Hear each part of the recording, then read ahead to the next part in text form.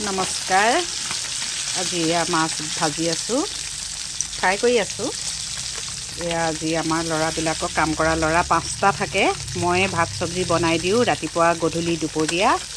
আমাৰ ঘৰত সদায় মাছ মাংসই চলে, কিন্তু আমি কাম কৰা ল'ৰা বুলি নাভাবোঁ আৰু আমাৰ নিজৰ ঘৰৰে ল'ৰা বুলি ভাবোঁ।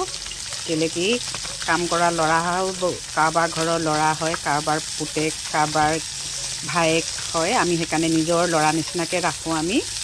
আমাৰ ঘৰত কাম কৰা ল'ৰাই কেতিয়াও কাম কৰা নিচিনাকৈ নাথাকে, নিজৰ পৰিয়ালৰ নিচিনাকৈহে থাকে। আমি সেইটো কাৰণে বহুত মৰম কৰোঁ। আমি কাম কৰা ল'ৰাক কেতিয়াও বেয়াকৈও নকওঁ আৰু সদায় ভালকৈ খোৱা বোৱাটো দিওঁ। সদায় মাছ মাংস থাকেই। মাছ মাংস নহ'লে কেতিয়াবা আমি আণ্ডা বনাওঁ। মুঠৰ ওপৰত আমি সুদা ভাত কেতিয়াও নোখুৱাওঁ। সিহঁতেও ক'ব নোৱাৰে কেতিয়াও যে আমাক সুদা ভাত খুৱাই বুলি। আমি বহুত মৰমত ৰাখোঁ সিহঁতক। তাতো মানুহে বদনাম কৰে বাৰু, কিন্তু সেইটো বদনাম কৰাটো সিহঁতৰ ভুল।